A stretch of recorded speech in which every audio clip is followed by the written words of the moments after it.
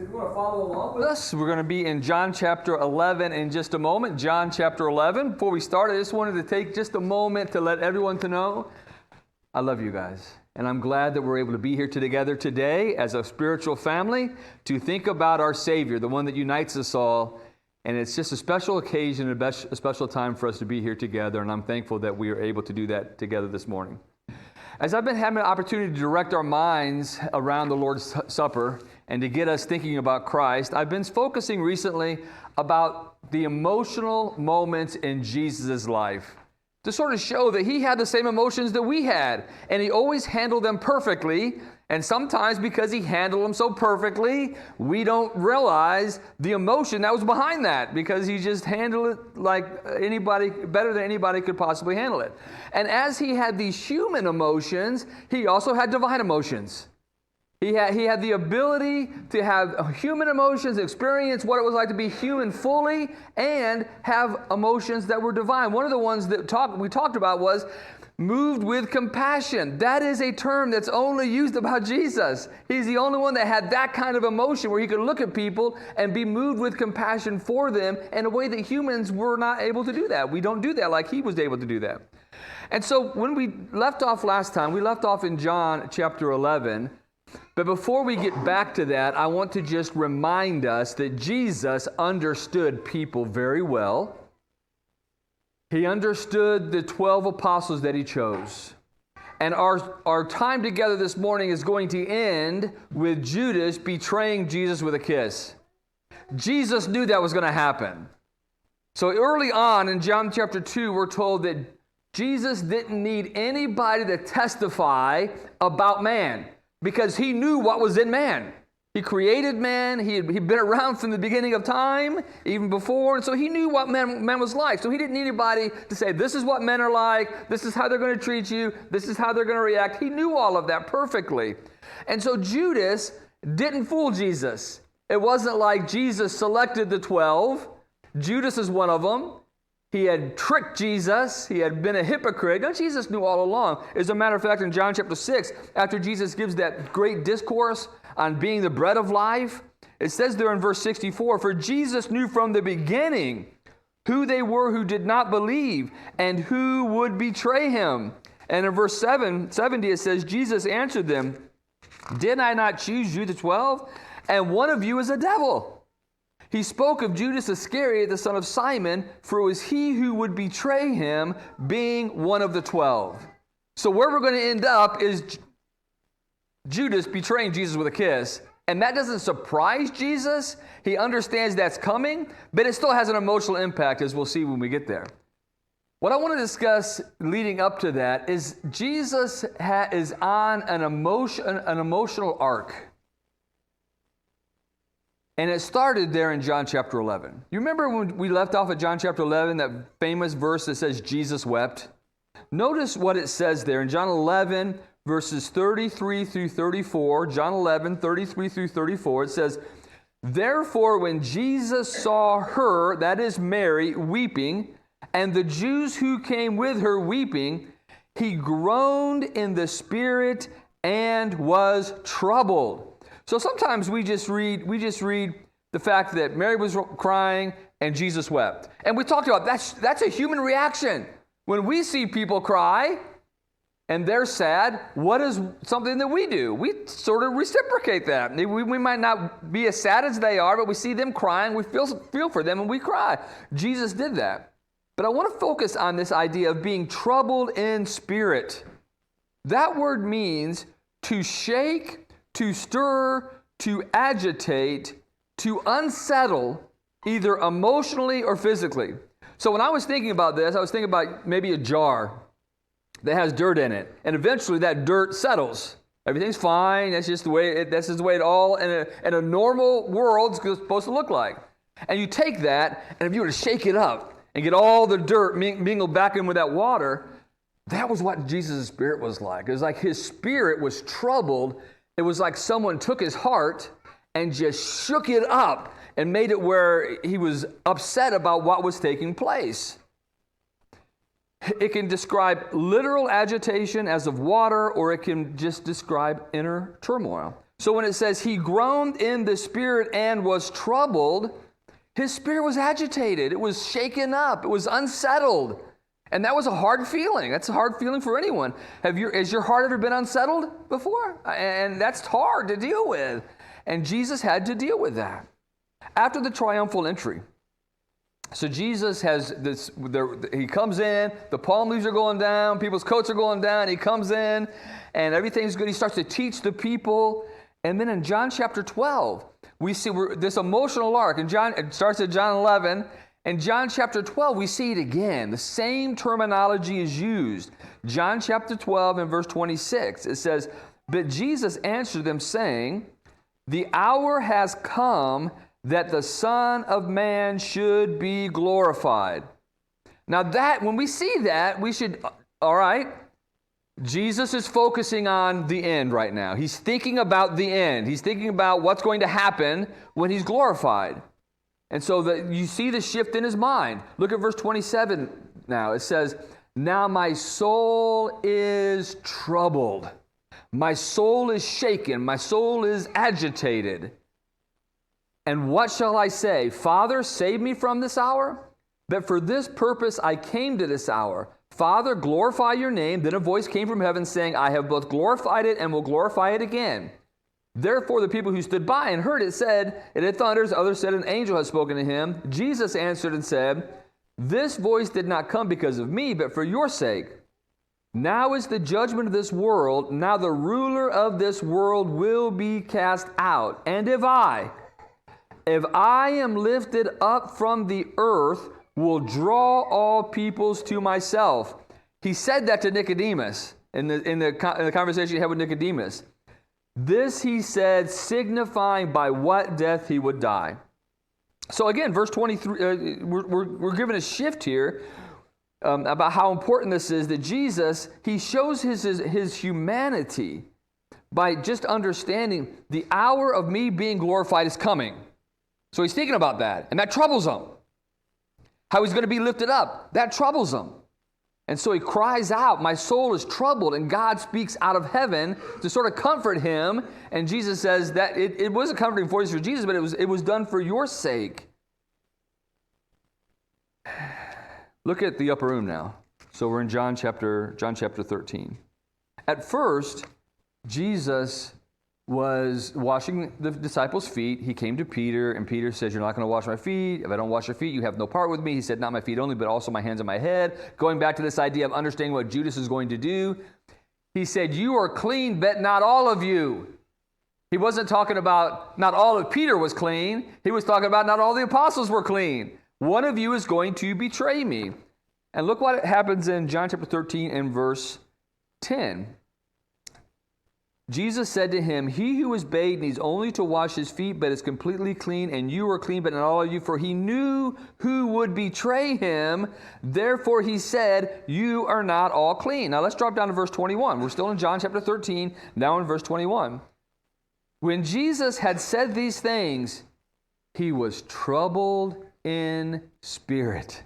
Our same word. Agitated, shaken up, unsettled. And testified and said, "Most assuredly I say to you, one of you would betray me." Then the disciples looked at one another, perplexed about whom he spoke. And the one who was leaning on Jesus' bosom, there was this conversation between John and Peter. And John asked him in verse 26, Jesus answered, "It is he to whom I shall give a piece of bread when I have dipped it." And having dipped the bread, he gave it to Judas Iscariot, the son of Simon. Now after the piece of bread, Simon entered him, and Jesus said to him, "What you do, do quickly." So 21 had our phrase again, he was troubled in spirit. But I want you to contemplate for a second.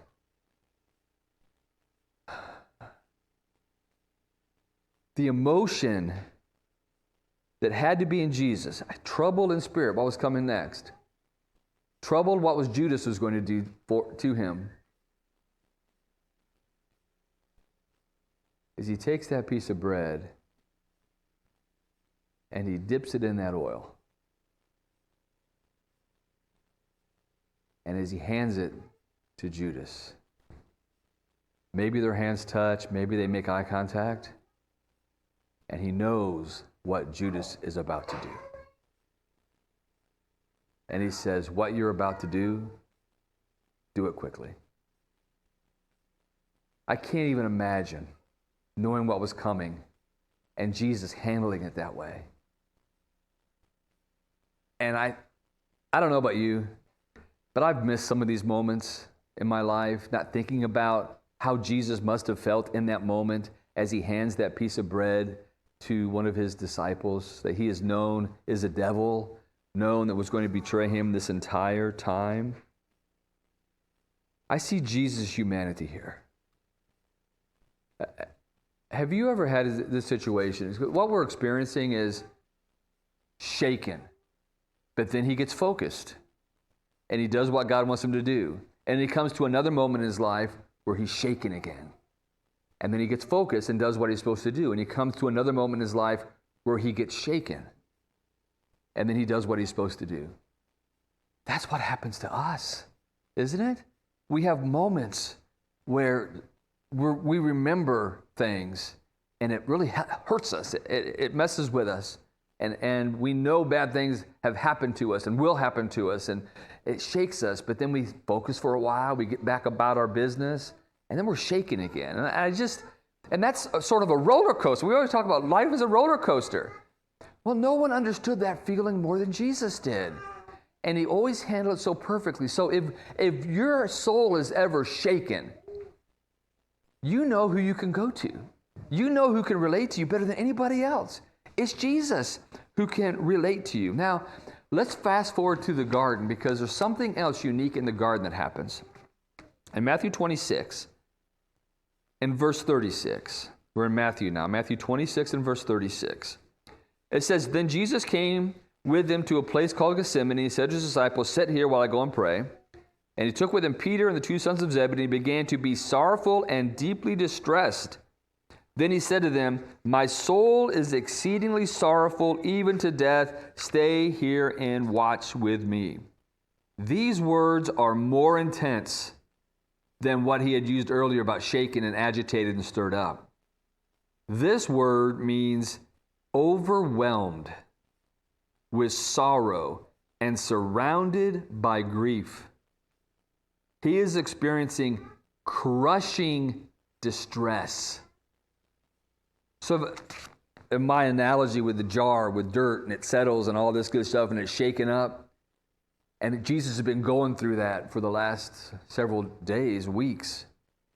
Now in the garden, it's like that jar with that dirt in it has been thrown to the ground and crashed.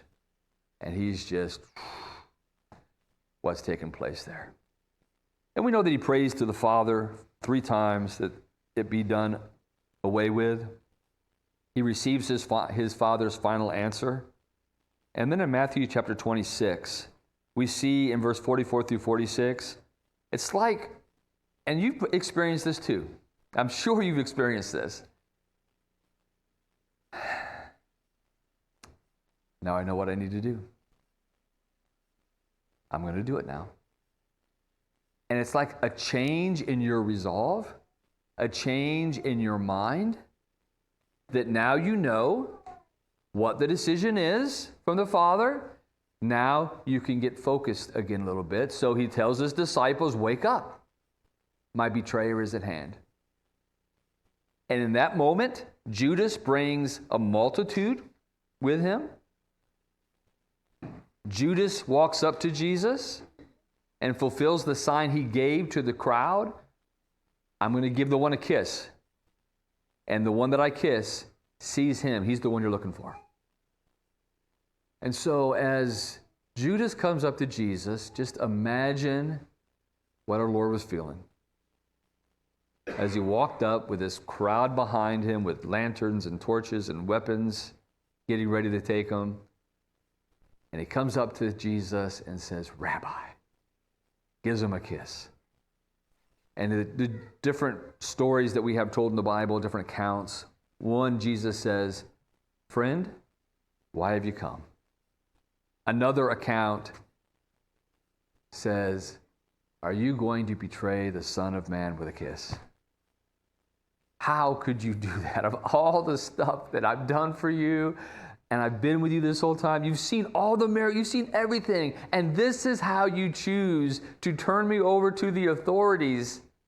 But in that moment, Jesus does what Jesus is always able to do, rise above the human emotion to the divine emotion. And he says to the people there to arrest him and crucify him, "Whom are you seeking?" And they say, "Jesus of Nazareth." "I am he." They fall back. He goes, "I ask you, who you looking for?" "Jesus of Nazareth." "I am he." They fall back again. He says, "If I'm the one you're looking for, arrest me. Let these people go." In his moment of great betrayal, who was Jesus protecting in the moment? It was his own apostles. And that really shouldn't come as a surprise to us. This emotional arc, 3 times at least this word is used, and the 4th time it's a word that's crushing instead of just stirred. Right? Instead of being stirred, he's crushed in the garden.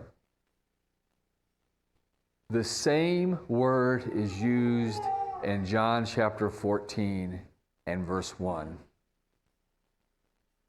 You all know what that verse says. A lot of you know what that verse says. To his apostles, while his heart is shaken and stirred, agitated with what's happening, he says, "Don't let your heart be troubled. You believe in God, believe also in me. In my Father's house are many mansions. If it were not true, I would have told you. I go and prepare a place for you, and if I go and prepare a place for you, I will come again, receive you unto myself, that where I am, there you are also."